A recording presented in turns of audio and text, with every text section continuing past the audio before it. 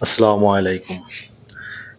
গামছা শব্দটি এসেছে বাংলা গা মোছা শব্দ থেকে। অধিকাংশ গামছাতেই চেকের ব্যবহার দেখা যায়। গামছা সাধারণত লাল, কমলা, সবুজ, হলুদ ইত্যাদি রঙের হয়ে থাকে। সেলাই করা বা ছাপা পাড়ের শুধু সাদা গামছা উড়িষ্যাতে রুমাল হিসেবে ব্যবহৃত হয় এবং কখনো কখনো গলায় জড়িয়ে রাখা হয়। গামছা বাঙালিয়ানার প্রতীক। বাঙালি সমাজ ও সংস্কৃতির সাথে অত্যন্ত নিবিড়ভাবে জড়িয়ে আছে গামছা। এটি একটি মামুলি ব্যবহার বস্ত্র হলেও বাঙালির সামাজিকতা, ধর্মীয় আচার অনুষ্ঠান, শিল্প সাহিত্য, চিকিৎসা, ব্যবসায় বাণিজ্য, উৎসব ইত্যাদি ক্ষেত্রে এর নানাবিধ ব্যবহার চোখে পড়ে। এক কথায় বাঙালি জীবনযাত্রার সঙ্গে গামছার রয়েছে এক নিবিড় বন্ধন, যা গড়ে উঠেছে দীর্ঘকাল ব্যাপী।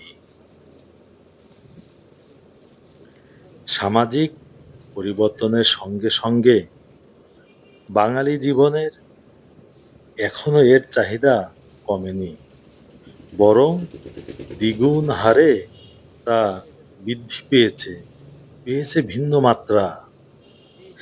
ইদানিং বিভিন্ন নামি দামি কোম্পানি তাদের ফ্যাশন জগতে গামছার নানাবিধ ব্যবহার করছে। যেমন গামছা কাপড়ের শার্ট, টি শার্ট, ফতুয়া, কামিজ ইত্যাদি গরমকালে হাল ফ্যাশনের পোশাক হিসেবে ব্যবহৃত হচ্ছে। বর্তমানে বিভিন্ন তাঁতি গামছা শাড়িও তৈরি করছেন এবং মা বোনদের সেটা গরমে পরিধেয় বস্তু হিসেবে ব্যবহৃত হচ্ছে। গরমের জন্য খুবই উপকারী একটি বস্তু গামছা, গামছা শাড়ি। এছাড়াও গামছা দিয়ে বিশেষ করে মেয়েদের জন্য লেডিস পার্টস, ভ্যানিটি ব্যাগ ইত্যাদি তৈরি হচ্ছে।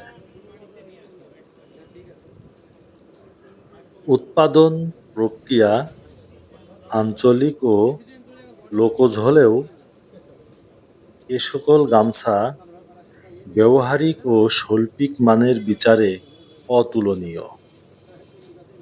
বাঙালির পুরনো ঐতিহ্যকে ধরে রাখতে গামছা নিয়ে বিভিন্ন পরীক্ষা নিরীক্ষা করে নানা রূপ দেয়া হচ্ছে। এক কথায় বাঙালি জীবন আর গামছা যেন এক সূত্রে গাঁথা।